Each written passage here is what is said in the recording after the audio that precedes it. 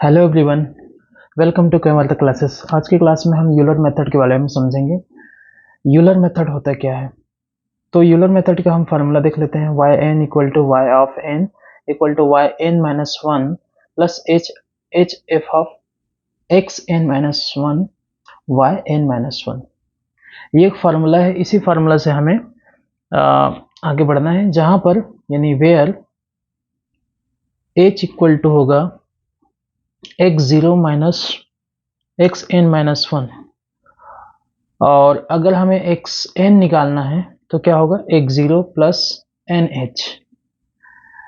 तो हम इसको अगेन कर सकते हैं, जैसे एक्स एन मतलब one two three four, X zero plus one का multiply H, X zero plus two का मल्टीप्लाई एच, ऐसा अगेन कर सकते हैं।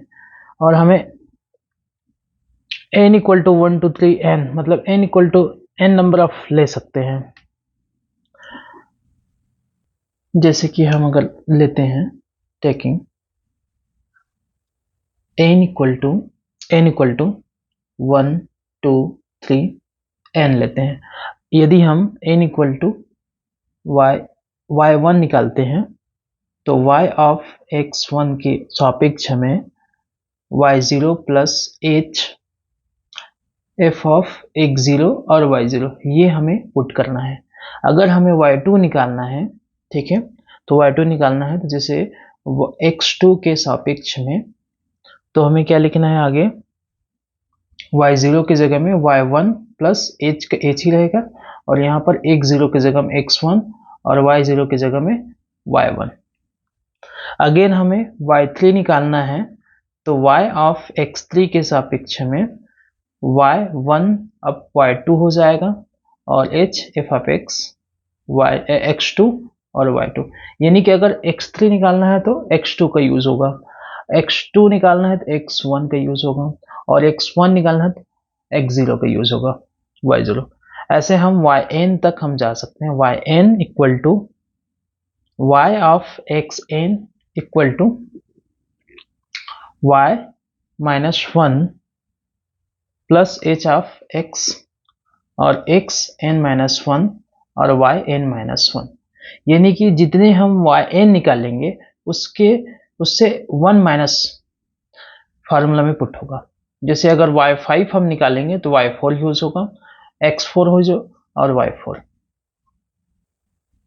तो चलिए हम एग्जांपल लेते हैं और एग्जांपल से समझते हैं कि एक्चुअल में यूलर मेथड को कैसे सॉल्व किया जाता है अगर एग्जाम में क्वेश्चन आता है तो ये हमारा एक क्वेश्चन है। Solve the equation d y d x equal to one minus y with the initial conditions x0 और y0 using the Euler method tabulated the solution at x equal to 0.1 0.2 0.3। जब 0.1 0.2 0.3 जब तीन x का मान दिया जाता है तो ये हमारा x1 x2 x3 हो जाएगा, और x0 क्या हो जाएगा, ये हो जाएगा 0 का मान और y0 का। जब भी हमें x0 और y0 का वैल्यू हमें देखना है तो ये दोनों साथ में आते हैं। दूसरा चीज ये क्या होता है, ये अक्सर हमेशा इंटीजर पार्ट में होता है, ये फ्लोट में होता है। तो हम इसे पहचान कर सकते हैं कि हमारा x1 x2 x3 क्या है और x0 और y0 क्या है। तो इसमें हमें सॉल्व करते समय हमें ध्यान देना है कि जो भी चीजें हमें गिवन है उसको हमें पहले लिख लेना है। सॉल्व क्या क्या गिवन है हमें, सबसे पहले इक्वेशन दिए हैं डी वाई डी एक्स, इसको हमें लिख देना है वन माइनस वाई। जो इनिशियल कंडीशन बोले गए हैं जैसे X zero equal to zero और Y zero equal to zero, ठीक है। इसके बाद हमें क्या निकालना है, एच निकालना। एच कैसे निकालते हैं, क्योंकि फार्मूला में यूज होगा h equal to x one minus x zero, इस तरह से निकाल सकते हैं। और हम 0.1 को माइनस करेंगे जीरो से तो हमारा मिल जाएगा 0.1, ये हमारा x1 होगा, एच होगा, ठीक है। अगर हमें h1 नहीं दिए हैं तो हमें निकालना पड़ेगा, और एच पहले से गिवन है तो उसी को लेकर चलना पड़ेगा, एच निकालने की जरूरत नहीं होगा, ठीक है। फिर उसके बाद हमें x1 निकालना होगा। x1 कैसे निकालना है, x0 प्लस एच, x0 हमारा क्या है 0 प्लस एच क्या है 0.1, तो हमारा x1 हो जाएगा, x1 क्या हो जाएगा 0.1, ठीक है। फिर हमें x2 निकालना है, x0 प्लस 2h, ठीक है। तो 0 प्लस 2 का मल्टीप्लाई होगा 0.1 के साथ तो ये क्या हो जाएगा 0.2। x3 हो जाएगा, फिर उसके बाद एक 0 प्लस 3h, ठीक है, 0 प्लस 3 का मल्टीप्लाई 0.1 के साथ, तो ये हो जाएगा 0.3। तो जैसे मैंने कहा था x1 x2 x3 हमने निकाल लिया, x1 x3, ठीक है। अब हम क्या करेंगे, फार्मूला पुट करेंगे। फार्मूला पुट करेंगे यानी कि यहाँ पर हम लिखेंगे by using Euler method, Euler method, ठीक है। इस फार्मूला को हम यहाँ पर पुट कर देंगे। पहले फार्मूला लिख देंगे yn equal to y of xn equal to y of x y1 yn minus 1 plus h f of x0 और y0। सबसे पहले हमें ये चीज निकाल लेना है, या अभी इसको xn माइनस 1 और yn माइनस 1 भी लिख सकते हैं, ठीक है। अब हमें y1 निकालना है। y1 इक्वल टू, जैसे हमने लिखा है y0 पहले पुट करेंगे। y0 क्या है, पहले तो फार्मूला लिख लेंगे y0 plus h f of x0 और y0, ठीक है। ये लिखने के बाद हमें क्या करना है, वैल्यू पुट कर देना है y0 0 और h का मान हमने निकाला था 0.1 ये है, और हमारे पास x0 का मान क्या है, x0 0 और y0 का मान 0 है, ठीक है। अब इस फार्मूला को देखेंगे, जो जैसा लिखा है वैसे लिखेंगे। सबसे पहले हमें ये वैल्यू पुट कर देना है 0 प्लस 0.1। अब इसमें क्या पूछा है, 1 माइनस वाई, तो इसमें से x की जरूरत नहीं पड़ेगी, हमें 1 को ही लेना पड़ेगा। 1 माइनस y का वैल्यू क्या है, 0 है, ठीक है। अब इसका आंसर निकालेंगे तो इसका आंसर हो जाएगा 0.1। इसको एक साथ कैल्शियम पुट करने पर 0.1 हमें आंसर मिल जाएगा, यानी y1 का आंसर हमें मिल गया है 0.1। हमने y1 निकाल लिया और x1 के सापेक्ष में y2 निकालेंगे और y3 निकालेंगे, ठीक है, x2 के और x3 के सापेक्ष में। तो जस्ट हमें इंक्रीज करना है, y1 निकाल लिए, y2 निकालना है, क्या करना पड़ेगा, y2 y1 plus h f of x0 plus x1 हो जाएगा, कॉमा y1, ठीक है।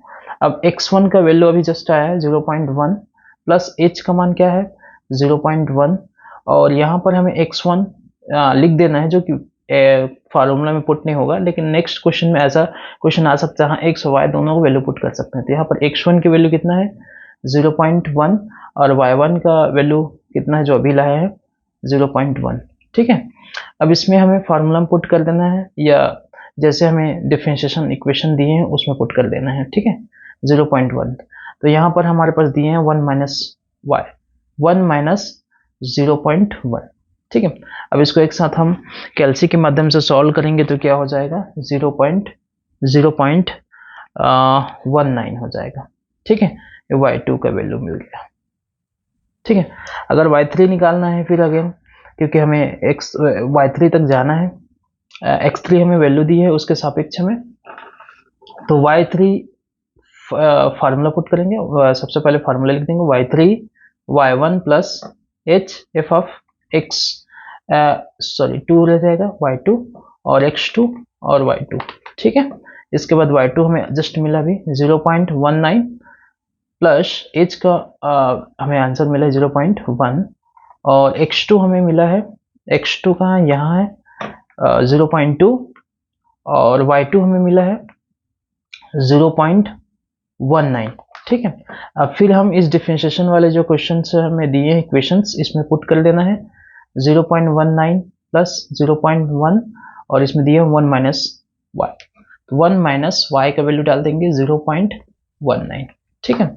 अब इसके बाद हम इसको एक साथ कैल्शियम में पुट करेंगे तो y3 का आंसर हमें मिल जाएगा, y3 का आंसर मिल जाएगा 0.271, ठीक है, ये हमें आंसर मिल जाएगा। तो y1 हमें मिल गया, y1 y2 और y3, जो कि हमें x1 x2 x3 के सापेक्ष हमें y1 y2 y3 निकालना था। तो यही हमारा आंसर होगा और यहीं से हम इसको ब्रेक करेंगे इस यूलर मेथड को। और हमारे वीडियो को देखने के लिए धन्यवाद, थैंक यू।